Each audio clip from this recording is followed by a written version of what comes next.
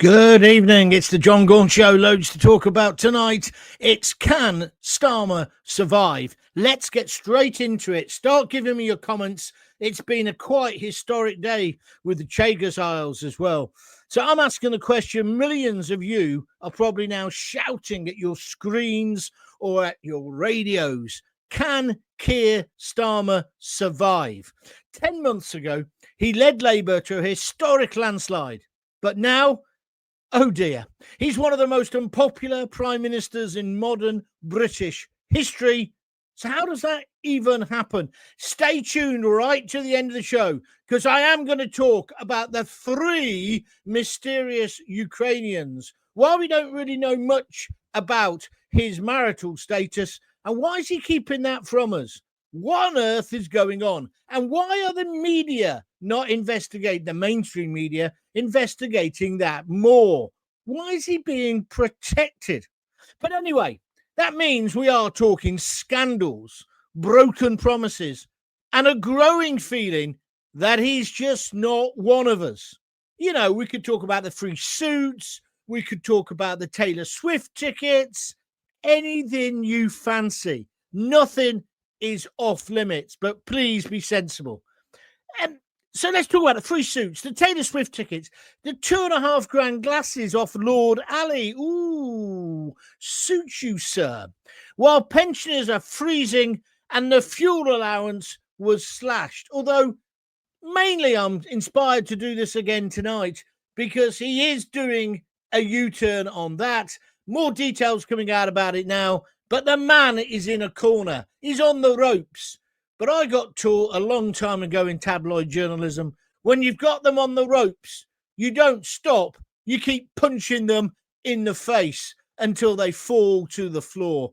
Starmer is on the last rites of his premiership. And then Angela Rayner, what do you make of her? She's making a push for power. She could be our next prime minister. Stop sniggering at the back. And then let's talk. No, don't get me started. This so-called EU surrender deal. How about the early release schemes for violent criminals? They're going to let out rapists and muggers and downright dogs. But Lucy Connolly is still in prison, and so's Tommy Robinson. How does that work, Sir Keir? From Southport to the Red Wall, from the crime wave to the silence over the alleged triple arson attack, this is a prime minister under fire. But hang on, I want to be a little bit fair. Is it all his fault? Could he turn it round? Or has Reform UK, Farage, and the people of Britain, me and you, already moved on? Now, remember, this is a live show. We're live, we're uncensored. I do want to hear your voice. Smash that like button tonight. Share this stream now. Tell people where you're watching it and tell me in the live chat what you think. Here's a couple of questions just to get you started. Do you trust Keir Starmer? Is he finished? Is he finished? Or can he bounce back? He thinks he's going to bounce back. What do you think? I want to hear from you. Oh dear, that AI picture of me is dreadful, isn't it? I do apologize. There's Starmer. He's looking worried. And today, not content with basically betraying us all on the EU surrender deal, he's now betrayed the Chagas Isles as well. Giving it away to Mauritius even. And my mate's on holiday there at the moment. I wonder if they're having a celebratory party. I should get him on the blower. But he's also now going to pay them, was it 90 million a year in rent to keep the airbase? That's a good deal.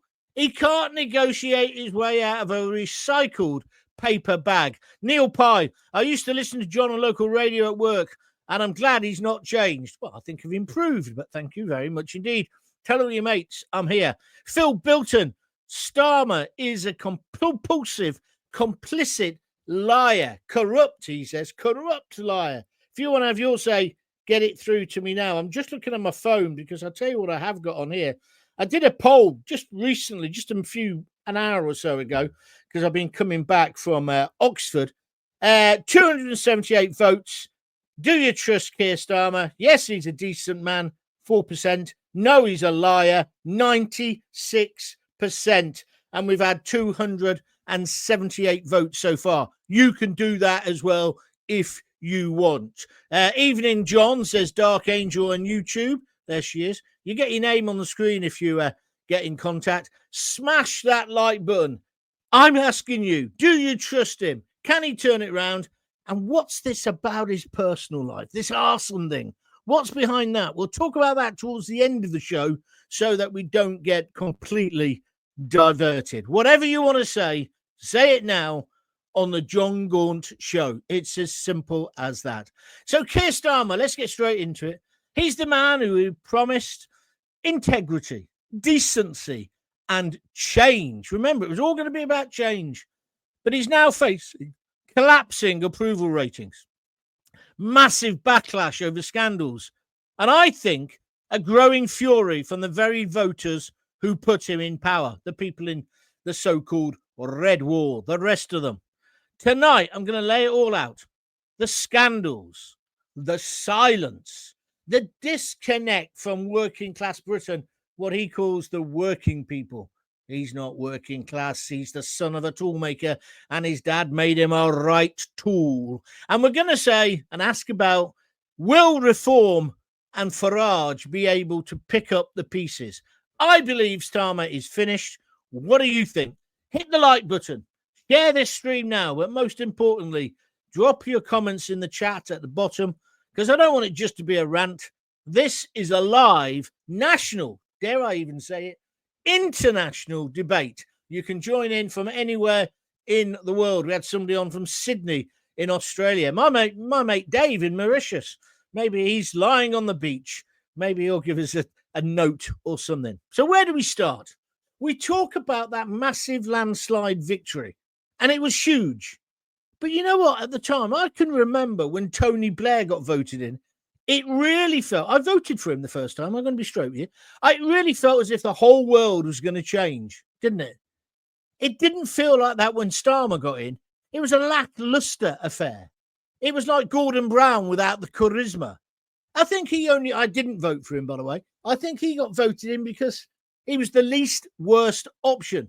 But he thinks he's the bee's knees. If he was made of chocolate, he would eat himself, starting with his head. He's the most arrogant left-wing, and I'm going to call him out now, liar. He's lied today about the immigration figures going down. Well, those figures are from last year. So only 6 months of those figures where he's claiming, oh, look, my policies are working. He wasn't even in power. It was Rishi Sunak, and he was useless. And the other 6 months, well, you can't really say that's you, Starmer, because you haven't got your policies going. And then today he made a big fuss about, oh, we're getting rid of 30,000 people, sending them back. Well, we've sent them back already, but you haven't really, have you? They're voluntary, most of them. When are we going to see you tugging away boats as they get to Dover and taking them straight back to Calais? Answer, never. Why? Because you're a human rights lawyer more than anything. But you're a liar. That's what I can't stand, is the way you lie. Today, you've had videos out saying it's all down to you. It isn't. And what I can't understand is, when you do lie, Keir Starmer, why do you lie in such an obvious way? We all know it's bullshit. You're just getting it wrong, mate, on so many levels. There was a short honeymoon period. I think it was a honeymoon shorter than one in EastEnders, really, because some of the press were loving him. They were saying he was a statesman. He was this, he was that. He's going to be so different to Boris Johnson, so different to Liz Truss. Mind you, a lettuce would be, wouldn't it? So different to Sunak when that idiot got soaked in the rain. He didn't want the job anymore. But I'm increasingly getting the feeling Starmer doesn't want it either. But what he's going to do is wreck this country beforehand. Well, how else do you explain that EU surrender deal? How else do you explain that Donald Trump ran rings around him? He didn't get as a good deal, even though he's been bragging he is. What about his coalition of the useless? It's achieved naff all. And also then he's got the Midas touch in reverse when it comes to PR. Those poxy videos he puts out and the texts. As you can see, I've had enough of him. 10 months ago, Starmer was untouchable. Now, no one wants to touch him with a barge pole. Well, maybe there's 3 Ukrainians who... Anyway, people are asking if he'll even survive the year. I don't think he will. How do you go from a hero in some people's eyes to a hypocrite so fast? Tell me in the chat, when did you start losing faith in Starmer? Was it the winter fuel allowance? Is it the crime wave? Or is it his EU loving? Write a comment and I'll take some of them now. How about this? Is he a liar? Am I going too far to call him a liar? That's nice on the likes. Keep the likes coming in. Dark Angel says, he never, I've got to remember, I get so carried away, I forget. He never answers a question. He blames everyone else for everything. You're right, he does. All of the previous pensioners getting heating allowance. Don't know. Will it be this winter? Don't know. If you announce a change of policy, at least have some semblance of an answer. He does my boxing. I like that, Craig. And Craig's got his picture because now your pictures come up. If you've got a profile picture on your social media site, wherever you're mailing from, it comes up on the screen as well here. Starmer is not finished until the fat lady sings. But let me tell you, she's on the stage and she's already holding that microphone. I've got to agree with you, mate. He's finished. He's absolutely finished. If I had a mortgage, I'd put a bet on now. I would. If you like what I'm talking about, if you want to join in, if you'd like to support me, feel free to donate. You can do it now on YouTube while you're watching. Just press that heart button and donate anything you fancy. It all goes to make these continue and also develop them, get guests on soon as well. And also, you could do it by buying me a coffee. You go to www.buymeacoffee.com/Jon Gaunt. Let's take some more people, shall we? I'll tell you what, you're going mad on the messages. Wait a minute, because I'm going to come to you again in a minute. Denise Deacon, he lies so much, he believes it himself. Yeah, he is like the lad, isn't he? You get the little lad, you go in, he's got chocolate all over his face, right? You go, you bad your hand in the biscuit tin. No, Dad, I haven't. No, it wasn't me. It was my big brother. Bullshit, smack. Somebody needs to do that, metaphorically speaking. Somebody does need to give Starmer a slap because he treats us as if we're thick as mince, and he makes me sick. Hi, John, long time. No listener. What does that mean? New listener, maybe. Starmer will be gone by Christmas, says David Cordingley on Facebook. He will be. I think you are right. Dark Angel says he's a liar, and I don't like his loving for the EU and also Macron. There's something about him, isn't there? What about this story about the 3 Ukrainians wanting to burn his house out? Allegedly, they're going to be up in court in June. I bet you that doesn't even go to trial. I bet they plead guilty or it's dropped. Why aren't the press talking about it? I'll tell you what I think later in the show. Stay tuned. Get him out. We are a country that is finished absolutely. F you know what the rest of that is. And it's getting worse, says Amelia Stone. She's on Facebook. I am glad I'm going out of this world, so I won't have to see what the hell we will have to put up with Barmy Starmer. Barmy Starmer, I like it. Starmer Barmer. He is useless. Who's telling him what to do? I don't know. Coco the Clown. I can't stand Starmer. Short and sweet. And that's from Anthony on YouTube. Thank you, Anthony. I have never had any belief in anything that Starmer says. He's a liar, says Jackie Ward. Thank you for your comments. Is this echoing what you think? Let me have your opinion. So let's go back to then the scandals after scandals. It started almost as soon as he was in power. The £2,500 glasses that Lord Ali bought him. The free designer suits that Lord Ali bought him. And the frocks and the alleged lingerie he bought, Lord Ali, Starmer's wife. I've said this before and I'll say it again. If somebody did that to my wife, I'd punch the bloody lights out, wouldn't you? Isn't that how normal people would react? Doesn't mean there's something going on, but it's odd. Isn't it odd? Then there was the football tickets. Oh no, I'm your supreme leader. I can no longer sit in the posh seats in the stand. I need an executive box for Arsenal. So he's got an executive box at the Arsenal. Why? And then the thing that really stuck in my craw, and it's still there, I can't get my head around it. They all went to see Taylor Swift. Admittedly, he gave back the $4,000 worth of tickets for Taylor Swift after he'd seen the concert and after the scandal. Other cabinet ministers didn't. Why did they want Taylor Swift tickets? They're grown-ups. What's that all about? I'm not having a go at Taylor Swift. It's very odd. And then he starts to make cuts because he talks about this thing about the 24 billion or however much it is, black hole. He blames, I know he said Thatcher, because it is like Ben Elton when he started, when he used to blame Mrs. Thatcher for everything. I mean, how long are they going to go on blaming the Tories? The Tories were bloody useless. We know that. They left the country in a mess. But is the 24 billion a true figure? What do you think? Was he lying from the very first day he got into power? And that Jonathan Reynolds, we didn't know. And then they all came on telly. They'd all had media training. And every time they answered the first question, it was, well, we face this 24 billion pound black hole. Yeah. Oh, yeah, but you got enough money to give to public servants, doctors, nurses. And I see again, they're getting another pay rise. I actually haven't got anything against that. What I'm against is the lies. Then, whilst he was living it large with his free tickets, his free suits, his free glasses, Angela Rayner with her free holidays in New York, the story about Starmer's son, we can't revise at home. There's too much press around. Really? Yeah, so where did he go? He went to revise for his A-levels at Lord Alley's penthouse flat, 16 million in Covent Garden. Yeah, but he was still there after the exams finished. He's the only lad in the world who is so diligent, he revises after he's taken the exam.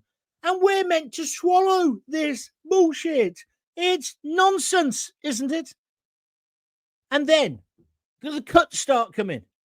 Who do I target first? I know. Let's have a go at the pensioners, the older people, the older people with a bit of money.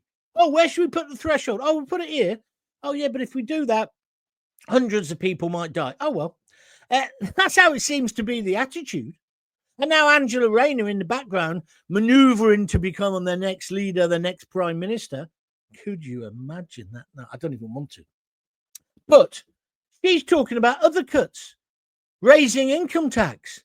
That's what she wants. And don't make out, when Starmer did his reversal yesterday, that wasn't Starmer talking. You do realise that. That's Angela Rayner and her influence on the party. The lefties, the commies, they're coming, let me tell you. Because now they're like rats in a sack. They've effed it up again. Every time Labour is in power, maybe give a slight pass out to Tony Blair, they mess up the economy every single time. She was warned that her budget was rubbish. What did she do? The woman who's very good at rewriting CVs, not so good at counting, she just carried on regardless, even though the top economists in the world were telling us she was wrong. Now what happens? She's probably going to get the bullet. She's going to get the blame for what happened yesterday. Angela Rayner has won that particular battle. Starmer had to speak her words. He mumbled it out, but he's going to have to do a U-turn, a massive U-turn, because the other problem is, this is where he's a useless leader. If he was sensible, he'd have briefed the press lobby in the Commons. He would then have gone to Parliament and made a proper stab at it, a proper attempt at telling us what he's up to. But he left more questions than answers. We don't know how much he's going to give back. We don't know when it's going to be given back.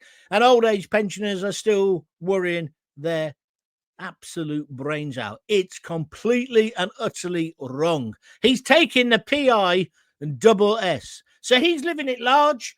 He must have more air miles than anyone. But mind you, he goes in his private jet, doesn't he? He's been everywhere, strutting the world stage in his bought suits for him and in his posh glasses, thinking he's a world statesman when actually he's just the leader of the bloody useless. It's not just bad optics, this. It's pure contempt for me and you. Pensioners freezing while he's on the Taylor Swift guest list, while he's having a prawn vol-au-vent in his executive box at Arsenal. Who's advising this guy? Who does his PR? Is it Comical Ali, whose last job was with Saddam Hussein? Let me tell you, Starmer's not just politically tone deaf. He's playing a completely different tune entirely. I don't know what game it is, really, unless he wants to be the president of the EU. But the tune he's playing, it's not one the rest of us recognise, or certainly not one we want to hum along to. I like that one, don't you? Anyway, let's have some more comments for you. Where are we? Let me have a look. I can't stand Starmer. Says Anthony. Oh, I said that one before. That's straight to the point, isn't it? I've never had any belief in anything that Starmer says. He's a liar, liar, liar, liar, liar, liar. Anthony again. I hope reform can do the job, but honestly, I don't know. I worry about the future. Well, so do I. Nigel Farage is the man. I know that, but he hasn't got really many people around him, has he? So that's a worry. If they suddenly got in power, if this government suddenly collapsed, and they had to go to the country and reform won, you'd be concerned, wouldn't you? Of course you would. What we got now? No, how did those three young boys know where Starmer's houses were? Says Denise Deacon. Denise Deacon, I'm going to talk about that at the end of this show. But I've had exactly the same thoughts. Exactly the same thoughts. It's bonkers, isn't it? Is anyone going to support me tonight and get a special mention? If you support me with a $5 or something on YouTube, it flashes up on my screen and you'll get a big mention as well. Can you imagine, says Graham Hatton, AOR Guru, is one of my big fans. Can you imagine a world in which no-brained Rayner is the Prime Minister? As if we haven't suffered enough already under Starmer, he says. Scary, scary stuff. I agree. Can I have a house? I am an Irish. I don't know what that means, Anne, but thank you very much indeed for your comment. Oh, that's the other thing as well. He sell out to Europe. He's been telling us it's great because you'll now be able to get to the beach quicker. You'll get through passport control much quicker. Oh, that's a good idea. Give away our sovereignty so I can get on my Lilo and look out for Japanese whaling boats much quicker when I go to Benidorm. It's rubbish. It won't even happen this year. It probably won't happen next year. It's bullshit. That's what it is. Again, from Chief Liar. Sue me if you want, Mr. Starmer. I'd love it. I'd love to be a martyr for you, Starmer, because you make me sick. But I tell you something. We need to know what's going on. What's going on with the arson attack? I can hardly say arson and Starmer in the same line without sniggering. I know it's childish. I do apologise. Let's take some more attitude. So, the Red Wall Revolt, the reform surge, where's that coming from? I'll tell you what it is. It's working class betrayal. He kept going on about choice. He kept going on about change during the election. And he also kept going on about working people, looking after working people. I'm a working person. Then when he was asked to define it, he didn't have a bloody clue because he's scared stiff of using the word class, working class. But that's what we are, Starmer, and that's what you'll never be. You don't understand us. You don't understand what our flag means to us. In fact, you'd rather wrap yourself in the white flag, and I bet you've got underpants paid for by Lord Ali with the stars of the EU on it.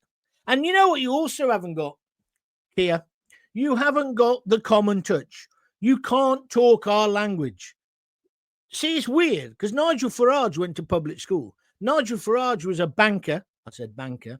And just like Donald Trump, they don't come from the working class. But what they've got is a real ability to communicate and know how we're feeling and empathize with that.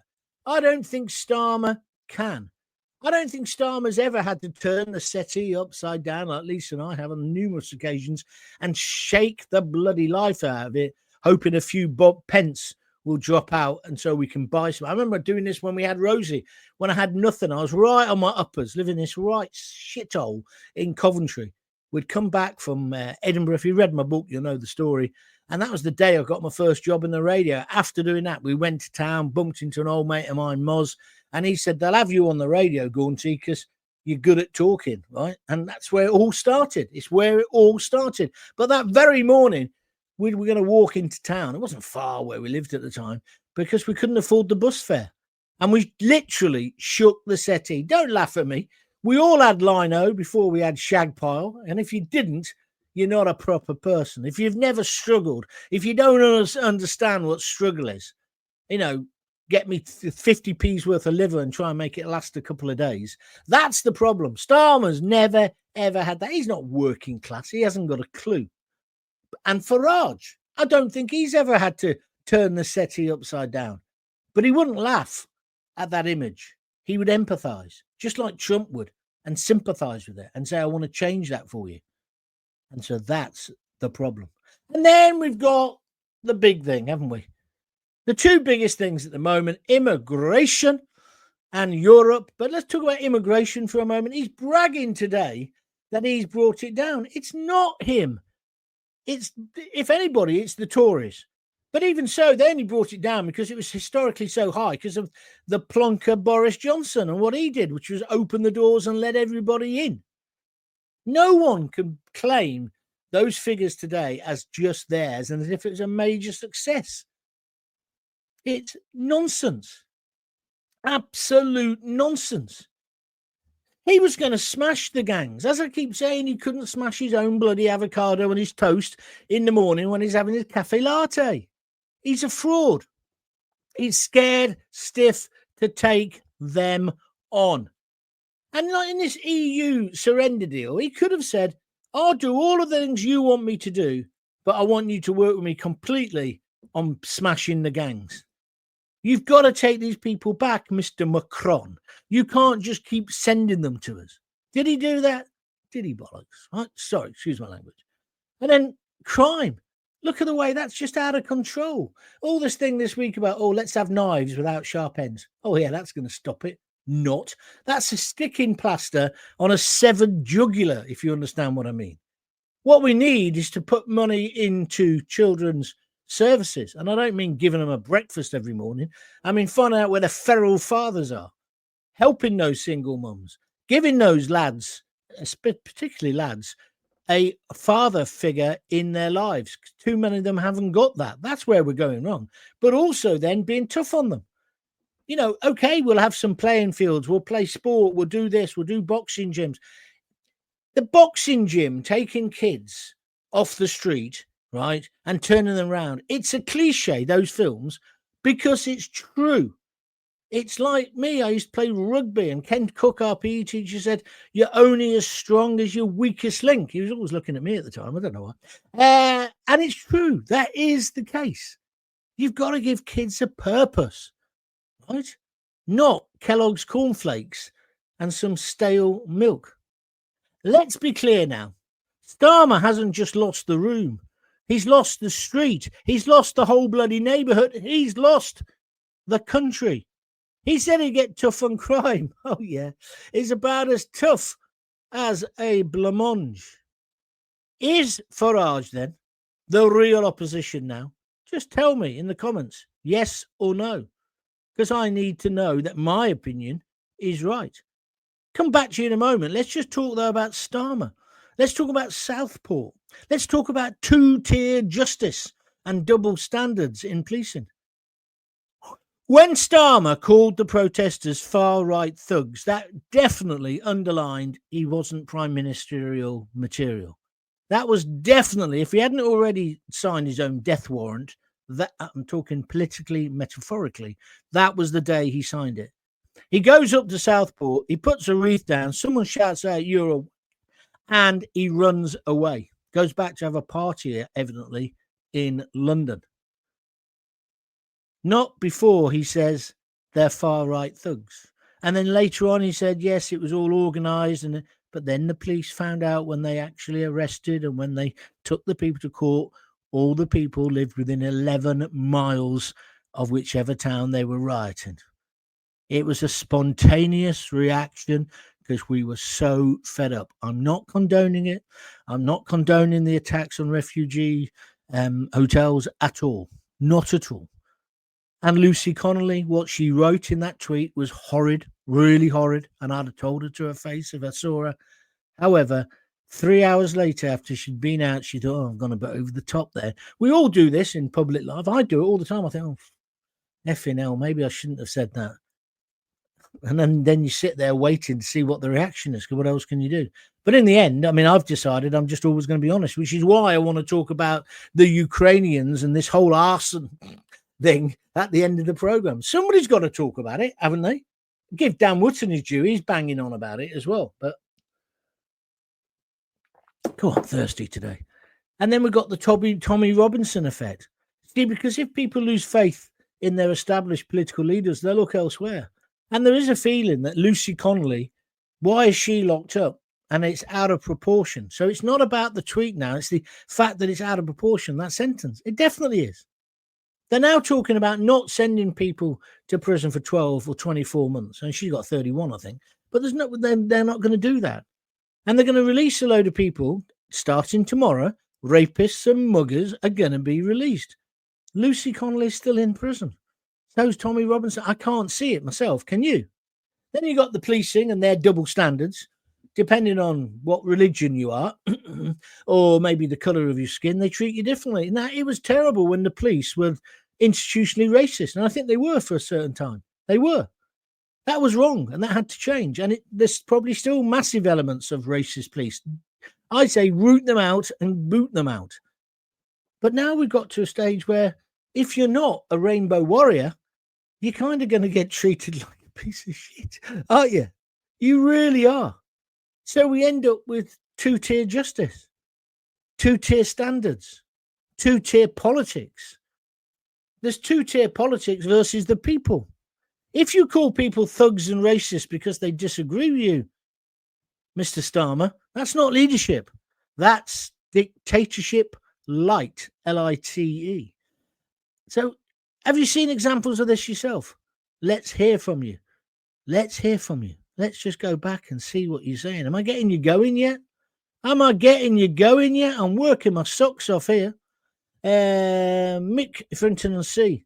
Most of reform are real Tories. Oh, sorry. The councillors are experienced in business. Well, we shall see what happens there.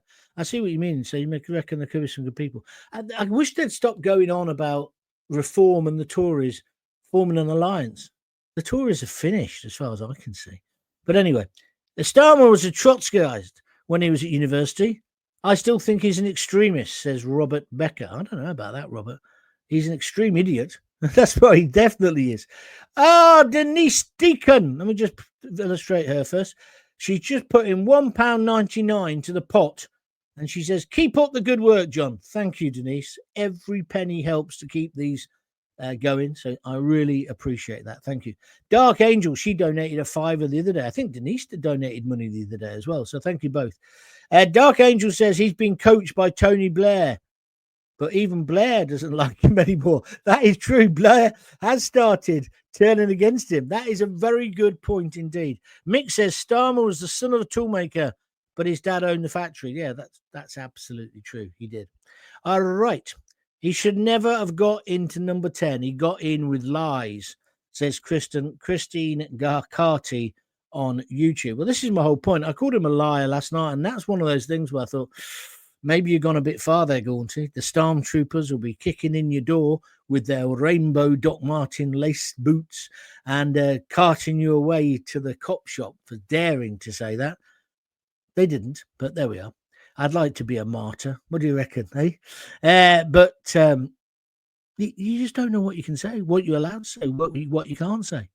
It's just terrible what we're living in. Here we go then. Let's talk about his personal life. Let's talk about silence. Let's talk about authenticity. Ever since he got into power, there's been these rumours and then a silence about his private life. Now, you might argue he has a right to a private life like everybody has. Well, yes, but it's kind of a quid pro quo thing, isn't it? when you become the leader of a great country like ours, we do want to know what your domestic setup is. We do want to know if your wife's still living with you and whether you have, well, in rough terms, and I'm using basic terms, you've got a normal relationship, right? And that your kids, what sort of schools they go to, and we don't need to know the kids' names. I accept that. I can see that. And they deserve a bit of a private life. But the moment you put your child in the center of any political scandal, then it's like fair game, isn't it? Or am I just a horrible tabloid hack? He was the one who said the reason they were around and doing those broadcasts during COVID from Starmer's penthouse flat, £18 million, was because his son couldn't concentrate at home revising because there was all the press outside. Well, that's ridiculous. See, this is the thing with his lies. His lies are so useless. What's going to happen if you say it's all the tabloid papers' fault? Well, they're all going to ring each other up, aren't they? And going to say, have you been harassing him? I've not seen you. No, I haven't done it. No, not me. And then you're just going to make it worse. Then they think, you've got something to hide. You've got something. There's a thing called, I think it was Barbara Streisand. It was a famous person anyway. Some hack in America said, this is Barbara Streisand's house, right? And she was fuming about it, right? And she said, that's not my house. But the moment she said, that's not my house, and went off on a paddy, it gave them free rein to say, oh, we got that wrong. This is the house. And that happens in libel cases an awful lot. People lose it. Well, I just feel that he hadn't got a right to say it was his son's fault. And then, of course, they did. And then the son was still living at Lord Ali's flat. And then people said, well, it's not just him living there. Starmer's living there. And then there were rumours, well, was he living at Lord Ali's flat when he stood for Parliament this time, which would be illegal? That kind of story just disappeared. The story of the suits disappeared as well. I don't know why. The only thing that happened is that in that whole scandal was he gave back the money for the Taylor Swift tickets. Don't we have a right to know? You see, also, I would say no MPs should be taking freebies. If it's their local theatre in their constituency, of course they should go to the opening nights of shows. I haven't got a problem with that. And I haven't got a problem with them getting free tickets for that. But what I have got a problem with is when this lousy Labour cabinet, all of them, it was like they must have got a shower bang. It was like the day we went to Margate or something with Del Boy. Well, they were Del Boyish, weren't they, at the beginning, this government? Do you not think? They all had tickets for Taylor Swift. I think it's outrageous. Angela Rayner, soon to be our supreme leader. What a wonderful woman. Well, she's the new Maggie Thatcher, isn't she? She got clothes bought for her by not by Keir Starmer, Lord Ali. She also stayed in Lord Ali's flat in New York. It's almost odd. And then, of course, rumours start sniggering. People start sniggering and making up things because, as everybody knows, Lord Ali is a homosexual. So then people start to say, well, what was the sleeping arrangements? Based on nothing, right? I don't know whether he's gay or straight. But why would you open yourself up? And does it matter if he's gay? No. Look at Ted Heath. You don't think Ted Heath was straight, do you? I don't care whether you're gay, straight, whatever. I might have a problem if you're a bloke in a frock with a cock. I might, but I don't know. No, really. But I don't like people having secret lives because that gets you open to blackmail.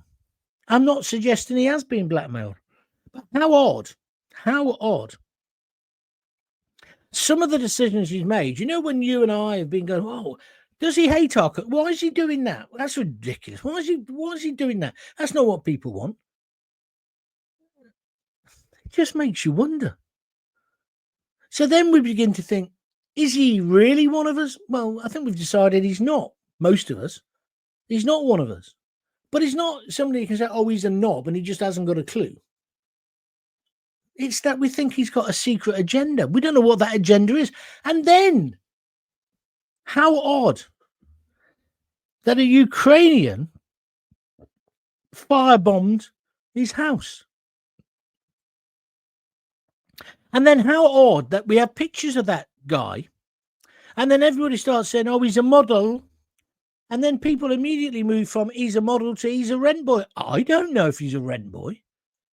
But that's not hardly fair, is it? And if it was wrong to talk about Rudy Cabana, the Southport slayer, then surely it's wrong some of this coverage. But the government haven't tried to stop it, have they?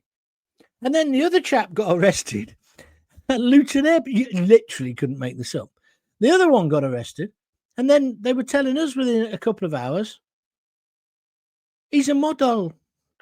And then he's a rent boy. Again, I don't know if he is a good-looking fella. Both of them are good-looking fellas, right?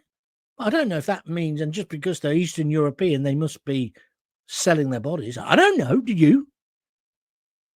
But you'd think Starmer would say something, or somebody in government would say, stop this. They did it about Axel Cabana when 3 little girls were slaughtered. Why have they done it now? Because surely all this gossip about them, especially now they've been arrested and charged, they're both in prison on remand, or 2 of them are, I think the 3rd one is as well now, then it could prejudice any trial, couldn't it? Isn't that the way it's meant to work? So then you think, there's no smoke without fire. So based on absolutely nothing, people are now suggesting all kinds of stuff. I can't see how that's good. And again, it comes back to this thing.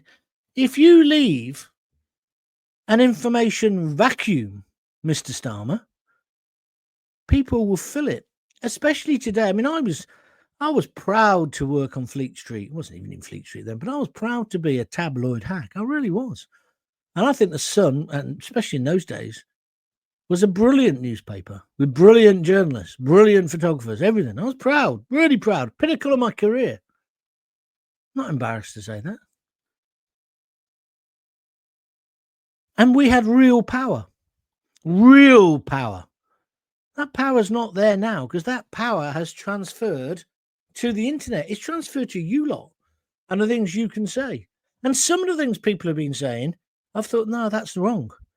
But no one seems to have thought about the 2 Ukrainians, the other one's East European.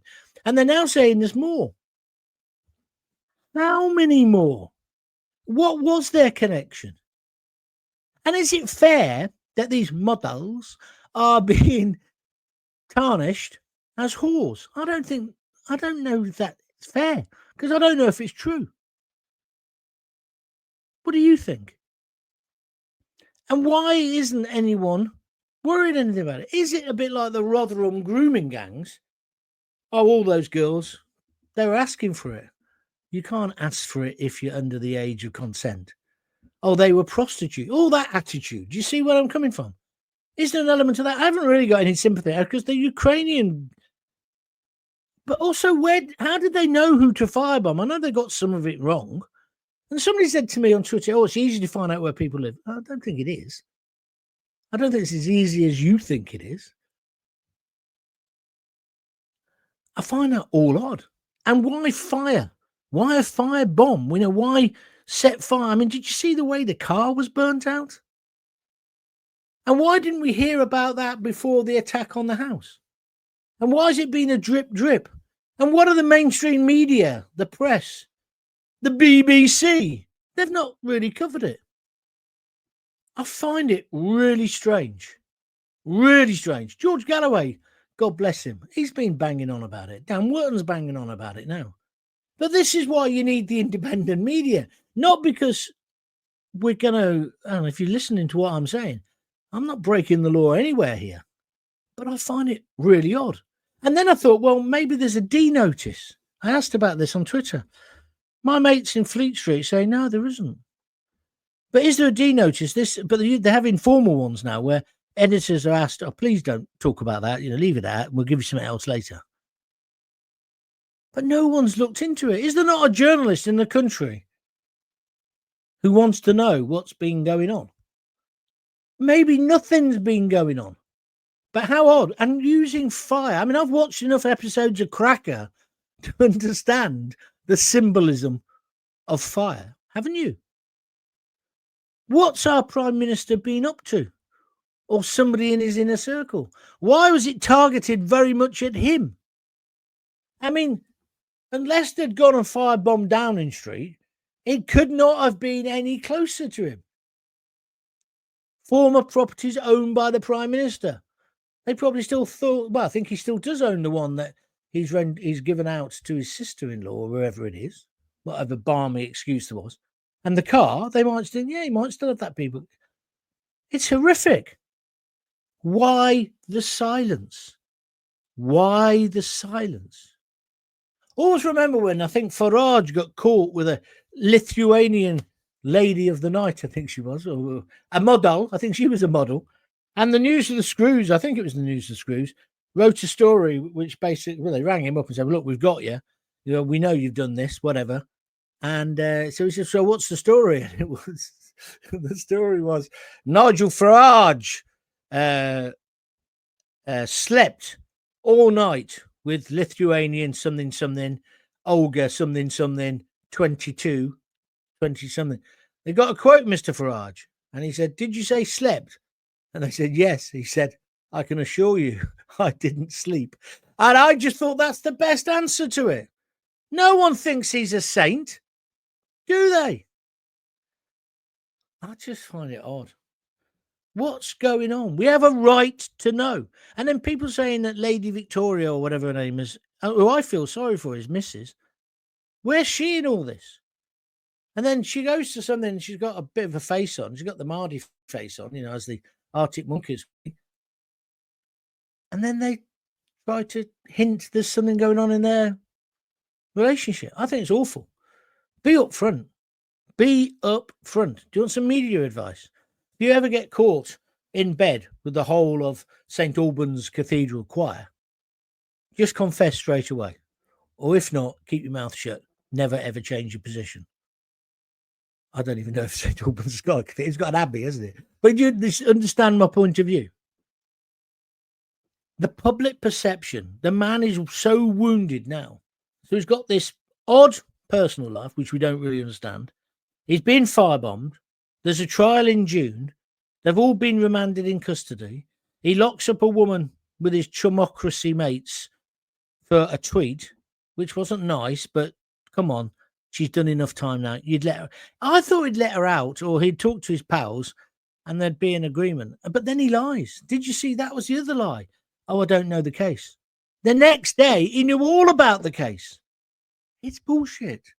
Of course he knew the case. When the riot started to kick off in Southport, he was bricking himself like anybody would. Nobody wants that. And ordinary people understand that. So, as I say, we've got this guy in charge, and then he seems to be acting unilaterally. There was a man today from the Chagos Isles on with Martin Dubney. He made me cry. He was saying, you British, you took it from us in the first place. I know it's complicated. And you booted us out. And now you've let us down again. I mean, this morning when I heard about those two women challenging it, I thought, well done on you ladies. Good stuff. But why is he so keen to get rid of him? Why are we going to get rid of Gibraltar? And the next one will be Northern Ireland. Can't you see what's happening? And we're back in bed with the EU. And then Farage dares to go on holiday a day before Parliament breaks up, and everyone thinks he's the devil incarnate. Weird. Starmer's polish, yes. But do you trust him? People say Farage is no angel, but they'd still rather go for a pint with him. We would ignore, wouldn't we, Starmer in a pub? I judge people by, would I like to have a beer with that guy? Would I find it interesting? And then my next question is, after having that beer with him, would I want to have a beer with him again? Do you understand what I'm saying? That's how you judge people, isn't it? Not by the cover, but by the way they drink their pint. There was somebody who came into our family and they're no longer in it. They drank half pints. A bloke. And I was a bit kind of less reconstructed in those days. And I said, I don't trust that bastard. And he said, why? I said, he drinks halves. He comes down the pub with us, and me and her dad would be having beers, and he'd have half. And she said, why is that? Why don't you trust him? What's wrong with having a half? I said, you just don't do it in mail company. I feel like he's waiting to scurry back here and tell stories about what we've been talking about. What stays in Vegas, what happens in Vegas stays. I don't mean we're doing anything wrong, but you understand what I'm saying? Never trusted him. I'm sounding a bit like Al Murray now, so I'll shut up. But I just feel Starmer doesn't represent us. Can you hit the like button if you agree? If you disagree, hit it as well, because then it all helps these things carry on. Because I just want to have open conversations with you. Absolute open conversations. We have to be careful. You can't, obviously say some things, and I will try and keep you on the straight and narrow as I can. But we're almost living in a police state. The winter fuel allowance for the elderly was talked about yesterday. I'm going to finish in a minute. This is Dark Angel by Gordon Brown. Yeah, because he has their kitchens, doesn't he, and their warehouses.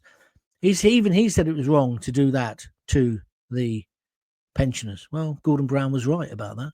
On YouTube, Christine Carty, he should have never got in number 10. It was all lies. Starmer's gagged the media, says Neil Pye. Neil, as I say, I've looked into it. I don't think he has. I don't believe there's a super injunction. But the thing with a super injunction, you can't even talk about the fact there's not a super injunction. That's the law. Or there's one in place. You can't. But I don't think there is. I think the media have gagged themselves. I think the media, if you want the absolute truth, the mainstream, lamestream media are petrified that Farage is going to get in. And let me tell you, he is, isn't he? Barring a major disaster, I don't know what it could be, because a sex scandal with Farage, he'd just laugh it off. So what else? And he's getting a bit too old for all that, isn't he? What else could there be that would derail him? I just can't see it. So I think he will be the next Prime Minister. I certainly hope he is, rather than Angela Rayner. Jesus. Anyway, sorry, I don't want to use profanities. I do apologise. Starmer should remember that history is watching. In years to come, his name will be uttered in the same breath as Beelzebub. I'm not sure he's that bad, but I take on board what you're saying. Jeff G says the young guys were a gift from Zelensky. Now you're just being a fantasist. You're making that up. Neil Pye says you're still as good as when you were on local radio. I'll take that as a compliment. I'm not sure it was meant to be. Ukrainian young men should be at home doing their bit to fight for their country. I think that's a very good point, Robert Becker on Facebook. If we had honest journalists, hang on a minute, John, not only would he be out, but he'd be out. Yeah, fair point. Most journalists are all right, actually. Most of them. It's the people who control them. I think a lot of people know John, but daren't say for fear of joining Lucy Connolly. No, I don't think a lot of people do know Denise. I think if we were having a drink together, we'd be having a laugh and I'll be telling you some stories, but I wouldn't necessarily believe them. I've got to get this right in my head. We all like a bit of gallows humour, don't we? We all like a laugh and a joke. I don't know. I don't know.